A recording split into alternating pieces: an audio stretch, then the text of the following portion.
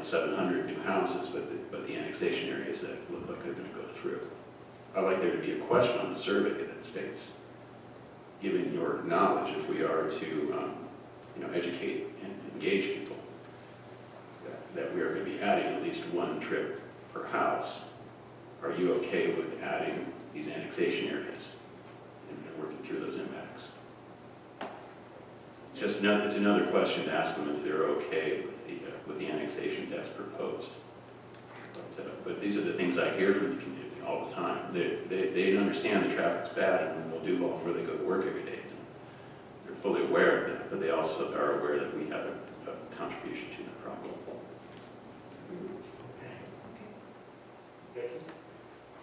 I do caution you to be careful about leading questions, especially during an election season when people have already signed up. So what I'm going to ask is this. Last time we had an open house, people that came, we got really good data. After it was over, there were separate questions run online that were very leading of the answers. I want you to make sure that you understand when you put those questions on there that you can't lead how people think.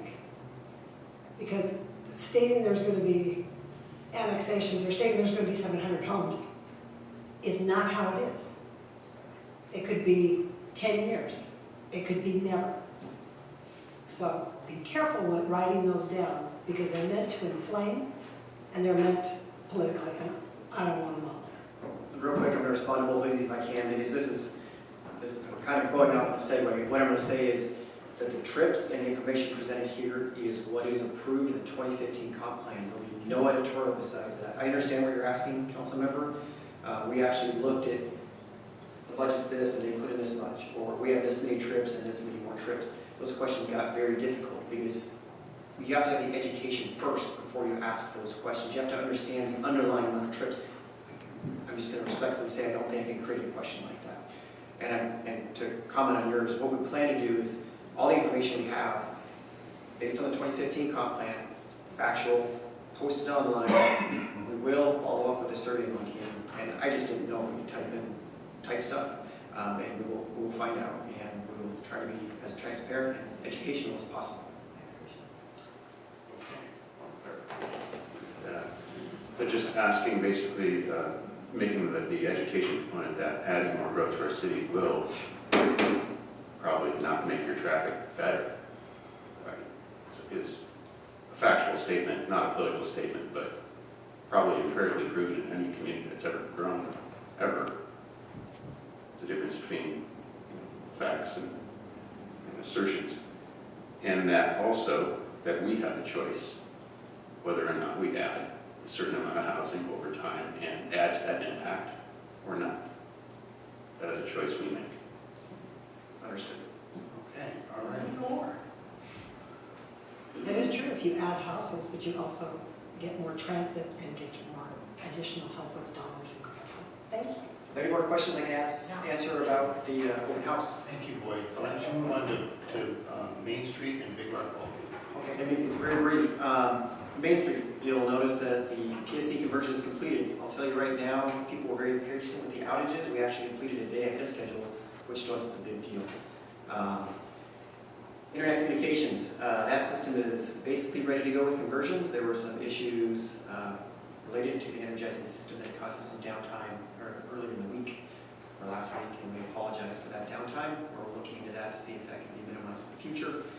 What you'll see out there right now is utility luminaires are being placed, the utility poles are being taken out, sidewalk will start to be placed tomorrow. And before Duval days, you should have things cleaned up quite a bit. So those are the high points for Main Street. Any questions about Main Street? And a very brief update. We have 3 different items tonight on the ball field. They're all educational, and I just wanted to give you a quick update so folks understand what's happening out there. It'll be very brief. Progress to date. So, we tilled and removed sod.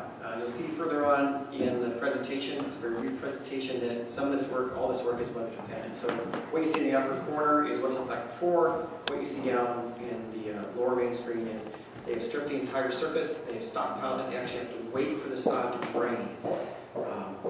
We actually allow them to start work prior to our start work commencement date, so they do these things ahead of time. You'll see later we're still on schedule, but it's pretty tough. The pits won't accept this material until it loses its water.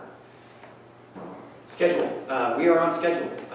Believe it or not, out of 27 eligible days, they've only had 7 work days. This does not impact their schedule. As I said before, we allowed them to start early. So if you look at the schedule, we're right on task with respect to removal. What you'll see starting in the next week are installation of drains, water supply. They're starting to get ready to do the electricals, and we're very pleased with the progress. So you'll see something like this every other council meeting or so, just so you can see that the project's on task. Budget. This is the big one. We'll be talking about this more later with respect to the sewer. We are on task. This project actually has a very low potential for change orders, and I'll tell you right now, we know of just a few. One which we mentioned at the time of the when we looked at awarding the bid, and that was a PSE estimate. This is an extra transformer. When we went out for design, PSE did a preliminary design. It wasn't until the contractor submitted everything and said, here you go again. They came back and said, hey, you need another transformer. That's another $20,000. Direction from the administration to try to push back on this to see if we can reduce that. Minor storm and water revisions. We actually think this will be little or no cost. It's basically trading some additional drainage for the park facility out there for the actual playground, for the city doing a water tap. Chain link fence, the job spec to 1-inch mesh. That's mostly for anti-vandalism, where it's hard for people to climb a 1-inch mesh with 1 inch. Unfortunately, a lot of our fences are 8 feet, so it's not very effective. The contractors come back and say, can we use 2-inch mesh? This is no cost to the city. It actually opens up and allows more light and visibility in the field, so we're looking at that. And then the restroom sewer, that's to be discussed later on in the meeting. And that's where we're at right now with respect to budget. Any questions about budget or change orders? Yeah. Can you go a little more detail about the transformer and why that was needed or? Yeah, this one actually made us very happy. So as part of the design, and Lauren can attest to this, we had a full electrical illumination design completed as part of the package. We want to really nail this down. As part of that, they actually submitted the plans to PSE to understand the cost of the improvements. And that's what we're at with respect to the bid. When the contractor resubmitted, PSE came back and said, oh wait, we think you need another transformer. Explained to administration that I pushed back on these things before and have had little luck because PSE says what they want, but we do have some good contacts and we will start pushing and see if we can get that number reduced. And that's the whole thing. We designed for it, contractor submitted, PSE told them something different. Just based on a load issue is what they're saying we need to bring on a transformer. We're not sure what it's based on. Could have been a different reviewer, we don't know. It's the same exact specifications. So we're going to push back and make sure we're not upgrading their system at our cost. The questions we're going to Yeah. ask. No, and it's a really good approach. Like I said, I've pushed back before and it's always been no, it's our system, but it may work this time, so we will aggressively push back. I think that's it, unless, that's it. Okay. We don't have any presentations or public hearing this evening, so we have a few new business items I'm asking for council's action on tonight. The first is agenda with AB 1746. I'm asking council to confirm my reappointment of Ray LeBay to the civil service position number 1, the 6-year term ending 4/1/22. So moved. Second.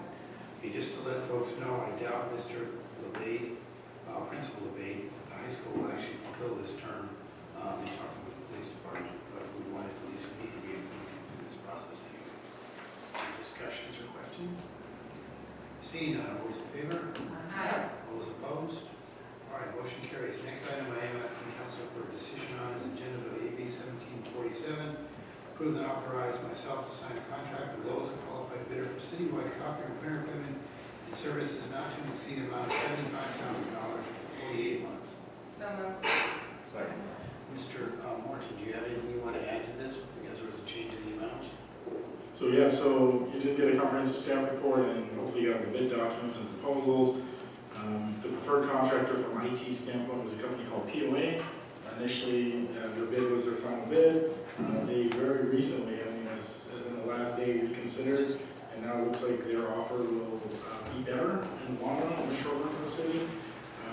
Then going back with QBSI, we'll have to pay a little bit of the $13,000 delta I alluded to, but the overall no cost long-term maintenance plan is going to be cheaper, and the copy cost is going to be more attractive. So we have a final round of vetting to do with IT, who's been extraordinarily helpful in helping us understand the minutia of this contract and the financing option, because this is worse than buying a car, obviously, and it's just as expensive. And so the really it's is we've had serious workflow issues, and we need to get this resolved so we can keep going forward. So we're asking you to give us the authorization with IT and the mayor to pick the lowest responsible bidder is going to be the most cost effective for the city over the next 4 years, and go ahead and enter that contract. It will either be POA, if those numbers pan out to what we believe this preliminary proposal is. If not, back would be QBSI. But we have a deadline of a few days, and they're going to come get our copiers, so we need to make a decision. Okay, any questions for staff on this item? That's for next. Just a quick one. Do we have scanners? Do we scan? Are we going toward a goal of going paperless? So we have scanners. We scan for in-house workflow now and document exchange. The problem with the whole city, which is a great conversation to have, the scanning part is easy, it's cheap. The extraordinarily expensive part is the indexing for archive. Okay. So to create digital archives that are searchable and we can actually find things, we're looking that way, but it's very difficult, it's very expensive. So for now, we use it for workflow, but not for storage purposes. Great, thank you, sir. All righty, any other discussion or comments? All right, seeing none, all those in favor? Aye. All those opposed?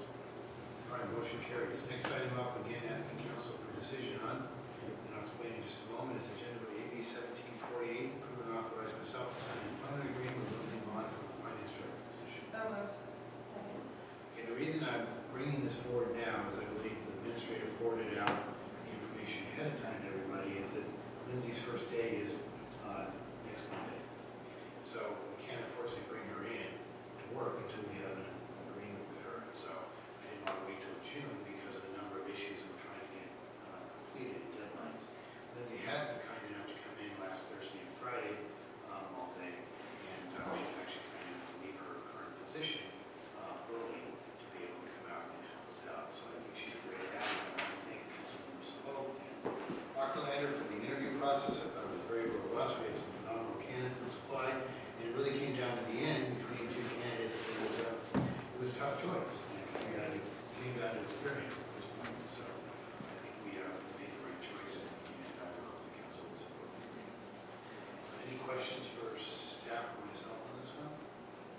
All right, all those in favor? Aye. Those opposed, motion carries. Next up is just this next three items are up for just discussion only. The first is potential agenda bill AB 1749, ordinance for salary adjustments. Under Mr. Morgan, has a brief presentation for this evening. It won't be brief, but I expect lots of very good questions looking into this.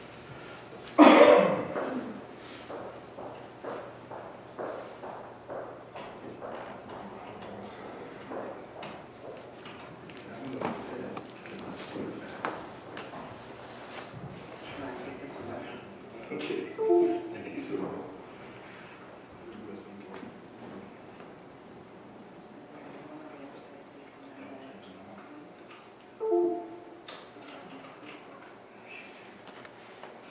What's that one? What is this one?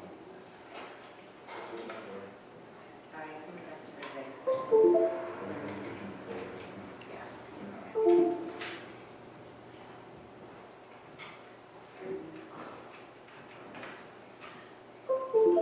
My very first job at college, we were still using typewriters and copy paper. I think that might be easy for some days. And we're still drawing maps by hand. Okay. So.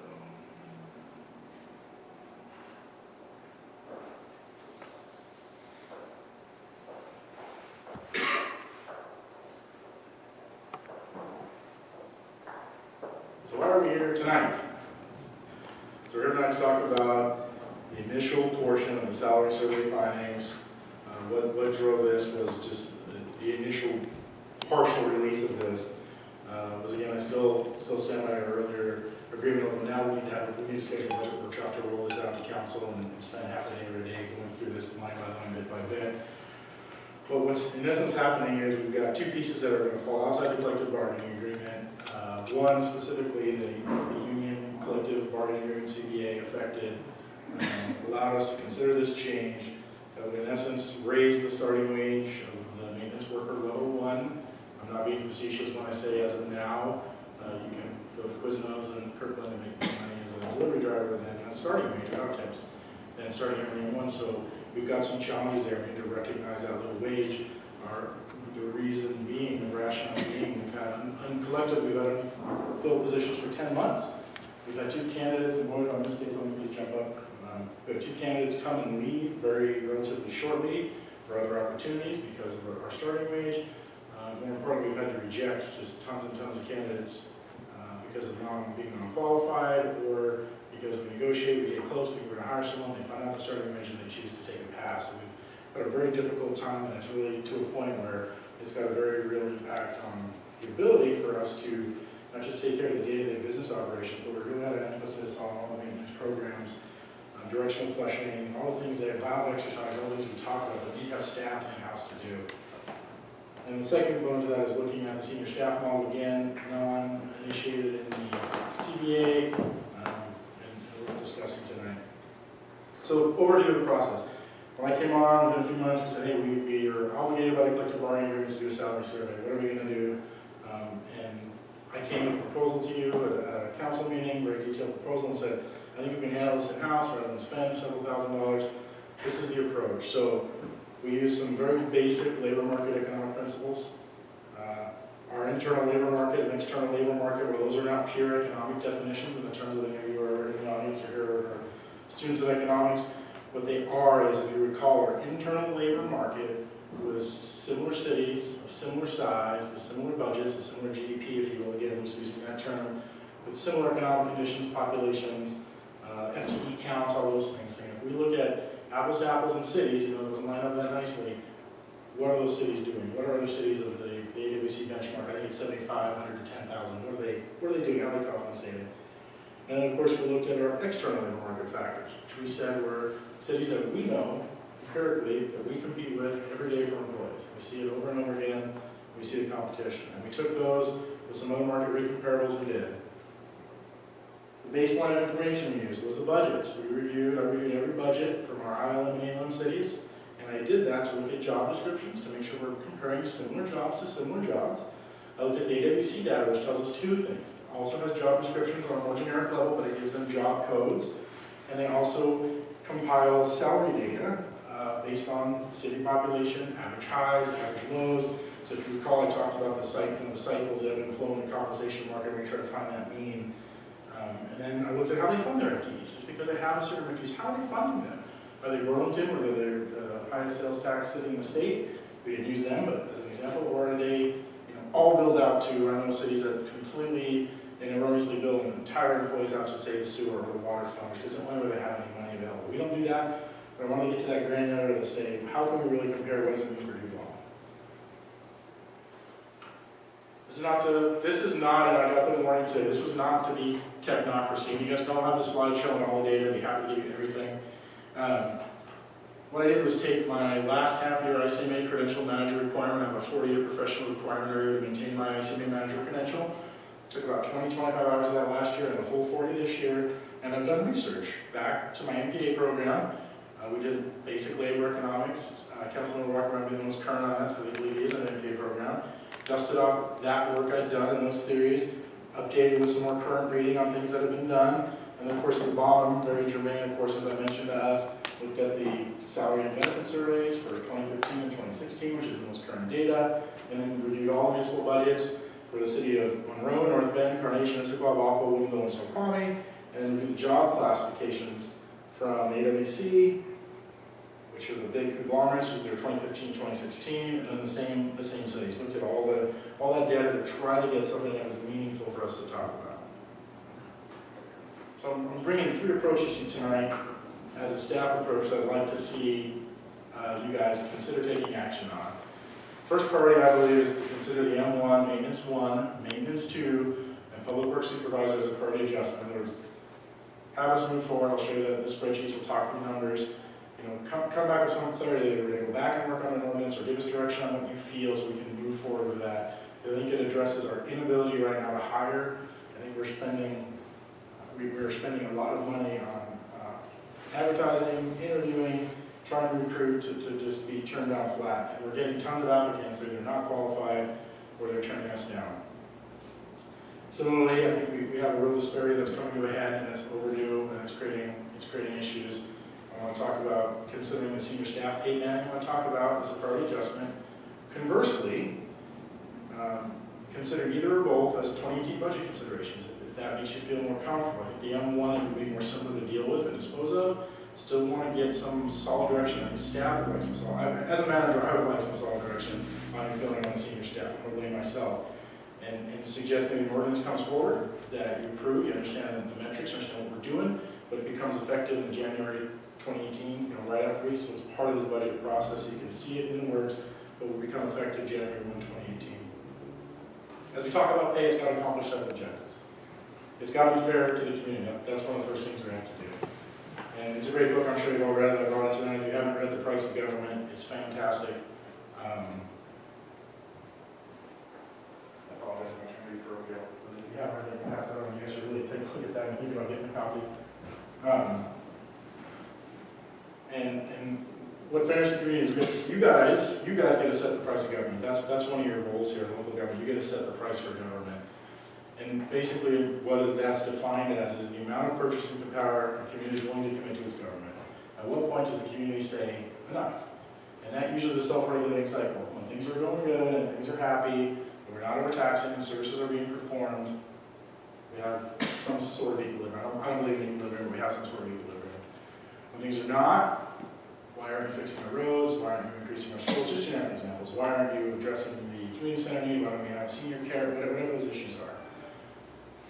When you're overperforming, we see massive shifts during elections because people feel they're being taxed too high and it's time to vote those turkeys out. They keep raising taxes. So this naturally starts to balance itself. But there is no magic formula. There is no price. You go to a book and say, oh, the optimal price for government given these factors is, because it's dependent on a lot of things, community perception, willingness, ability.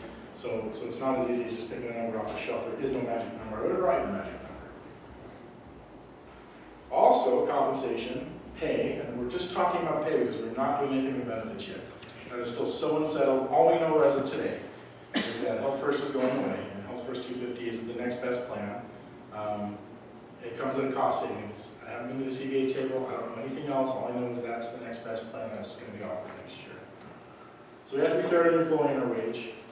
We have to satisfy the equal living wage from the marketplace. In other words, our wage has to make sure that supply and demand curve are being met. And then, obviously, our wage has to negate or equal the opportunity cost. So I'm going to talk about that first half first. If I use this example today, if I'm working at the pretzel shop at the mall, and I'm making $6.50 an hour, and I see the sign up across the way at the competitor's pretzel shop, and he's paying $1 more an hour, what am I probably going to do? I'm going to walk across and get a job application. Conversely to that, we don't want to provide economic rent. And that's a fairness issue to the city, meaning if we can hire someone for a job for $5 an hour, if we pay them $6 an hour, we're subsidizing, we're wasting money, we're providing economic rent. We don't want to do that either. So all these things have come into play as I've thought through this salary survey and tried to bring information. So just to be a little clear, this is part of the problem we're facing now. So we have to avoid economic rent, but we also have to be above the reservation wage. In labor economics, the reservation wage is the lowest wage that someone is willing, a worker is willing to accept to do a particular job. The industry dynamic that we're seeing again right now in Public Works, a job offer involving the same type of work, the same working conditions, but at a lower wage rate, which is us, we're being rejected. This is not hyperbole, this is reality, it's what we're seeing right now. And of course I explained the economic rent. It's the delta between what the wage of qualified skilled workers can accept and what the labor market or labor pool is going to say, hey, this is the wage we're actually saying. We only want to pay X, but if you want to really be legitimate in the labor pool, this is the wage that you're going to be paying. And I apologize for the Goldilocks slide, but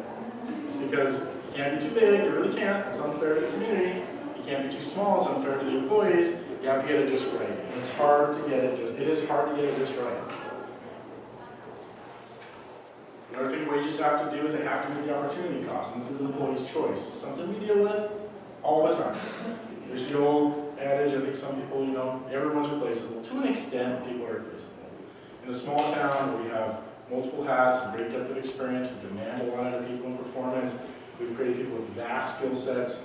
I don't think that's entirely applicable. I think we have extraordinarily valuable employees across the board that work hard, they perform well, and they're very good at what they do. There are opportunity costs of supplying labor. This is an economic exchange. Back to that Presley example, it's influenced by the marketplace. So when all other factors are in equilibrium, and I put that statement in here, it's a very great question on the console. Isn't job satisfaction being happy? To a point, yes. The intrinsic and extrinsic motivation carries that card to a certain point. And at some point, scarcity is going to reflect choice, and everyone's going to evaluate the opportunity cost. We do this in our personal lives. It's no different here. We're going to find the best rent, we're going to find the best job, we want to find the best credit card interest, we want the cheapest hamburger, we want the best pair of jeans at the cheapest price. These are things this is some of the realities we deal with, and it affects this as well. I view capital, there's several schools of thought. I view labor as human capital, meaning we make a huge investment when we hire somebody, we make a long-term investment, hopefully, over the course of their career, while they're with us, while we train, and we build value in those employees. And that's been a criticism in the past. We build value in employees, and then they leave because of wage, whatever the factors. We spend all this money. So I look at labor as capital because it is a financial commitment. I think we have to, when all things are equal, we have to balance the costs of hiring. And I don't just mean hiring entry level. Every time someone leaves our organization, just had the finance director leave the organization, there's a huge cost in hiring, in training, in development, and this unequivocally results in less competency, usually, more training needed, and less output. Because at least for now, Duval is an absolute low entry point in the market in some job areas. Senior staff and M1, those are the only two I would say. Those are the low entry points. We balance that against the cost of retention. When we have experience, when we have expertise, it results in more competency, less training needed, and more output. And I think those are pretty fundamental. So I'm asking you to make two investments. I'm asking you to make investments. The most important one tonight, again, because I understand the second one might be a little trickier to digest and have some different impacts, is competitive marketplace adjustments that reflect our internal labor market and external labor market for our maintenance staff. Also, the comparative adjustment, marketplace adjustment for senior staff, which again, I would love to get a signal that we can move with that, get an ordinance in place that will be effective January 1, 2018. The goal of all of these two moves are to retain staff that we have now, to maintain our level of productivity, which is suffering, and I'm asking you to make an investment in retention rather than rehiring. One way or another, we're going to spend this money. I'd like to do that in retention rather than rehiring and retraining. So first data point I give you, from the salary survey. So this is M1, and the reason I put M1 only in this table, there will not be a table for M2 or M3 because it becomes irrelevant. In the sense of, we talk about wage compression. So when you have an entry point, and M1 is our absolute entry point in the Duval's marketplace. It is the most basic job you can take with the city of Duval at this point. You wouldn't get to a place where your M2 or M3 or your whoever it is making more than the next level of supervision, skills and qualifications, certifications. So naturally, if you're going to adjust the M1, the ripple in the pond, what we call salary compression, you can't leave M2 alone. You can't leave the public works department because those are all in the same hiring band in public works. Those are all in the same department. There's Duval's starting wage as of today, $30.40 a month. That's what we pay, which is about $17.50 an hour. And you can go down to some of our island comps, Briar, $35.36 is the entry point, Chehalis, $35.21, Granite Falls, $35.79. Most of these are 2016 numbers, so they're 2% off. Milton, $40.49, and then we get into our direct competitors. These are our really direct competitors. Bothell, $4,100, $1,100 per month. Monroe, $41.27. Woodinville, $47.68. Snoqualmie is the high payer for our region. They really are. In most of the positions that I looked at, they're the high payer in our region. So what I want to do is take you out of the slideshow for a minute, and take you to the cost, take you to the data piece. going to try to make this as easy to see as possible, so we'll probably do it in segments. Can figure this out.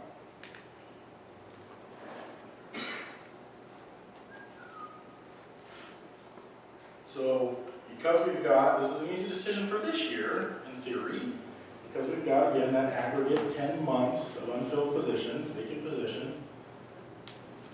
This reflects the new salary banding, and the new wage table.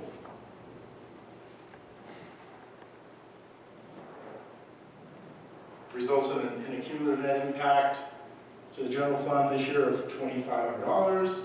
And of course, most of our positions, especially in public works, have some cumulative share percentage-wise of the different funds that are built in. It's a very common practice. I talked about that earlier on. So you can see the impact of the street fund, Big Rock Ball Field, the maintenance component, the water sewer storm fund for the representative work the employees do in those respective areas. At the end, it gives you a cumulative total. This year's cumulative total to the budget, spread across the funds. If you made this effective, this was effective June. Actually, I think the earliest you make this effective would be July 1, so this amount's going to come down probably by $1,500 or so. So $7,500 to general fund. Of course, naturally, we take the same numbers and we roll it out. 2018, this is a prediction, as close as we've got right now. We still have some things in the CD that are not finalized. We don't know the final healthcare costs, salary impacts, Medicare, FICA, and a bunch of other things, the costs the city bears. It's a general fund impact of $14,000. Total cumulative impact across the funds, so the right-hand column, just under $57,000. That's pretty close for discussion purposes tonight. What do you think about that moving up here?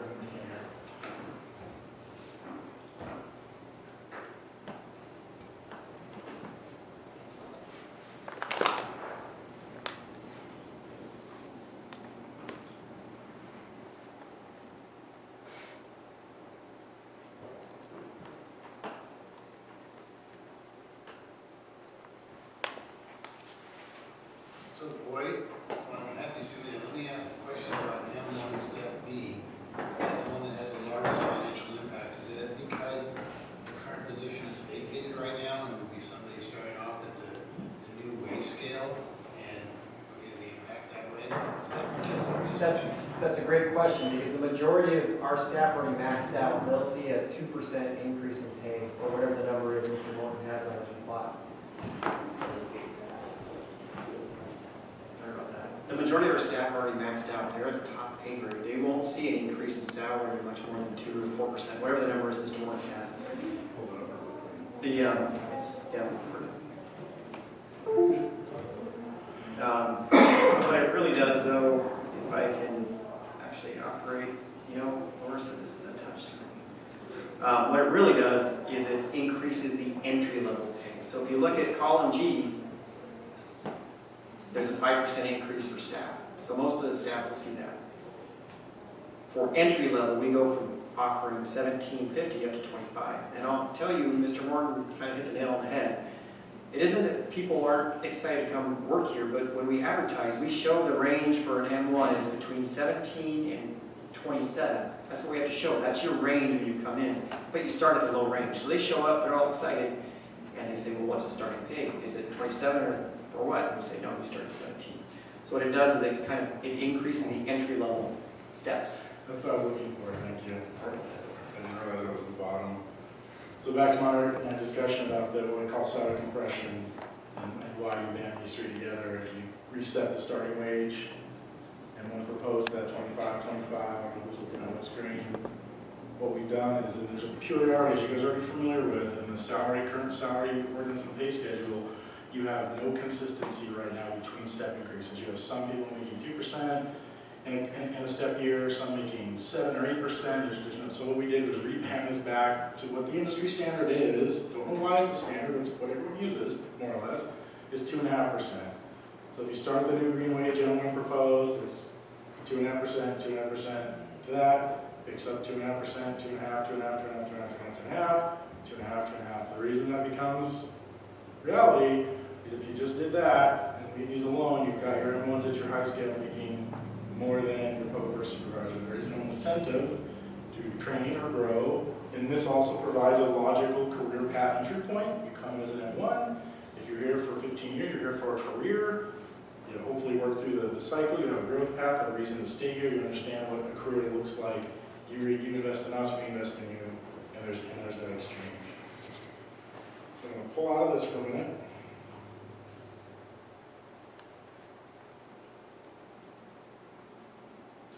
Talk about the second half of this. Again, these are both the non-CBA effective. These are the ones we can in fact change on because we have not set at the bargaining table. The only other glaring, I think I'm safe to say tonight, we haven't been to the table, so I don't know the union's position. But my evaluation of the salary survey, and sooner than later, we need to get down. I'm willing to wait for the last council person to be seated to go through this budget workshop at a retreat, spend a couple hours with this.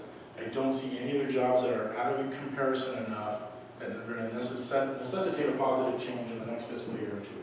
I think I can safely say that tonight, without saying I'm going to bargain in bad faith. I want to be clear on the record, it's not what I'm getting at. I'm saying the two that I have now, it's too small, are the end level, and then some of the senior staff are out of comp, so it's touch screen, but just need that. So this is the planning director. This is just illustrative.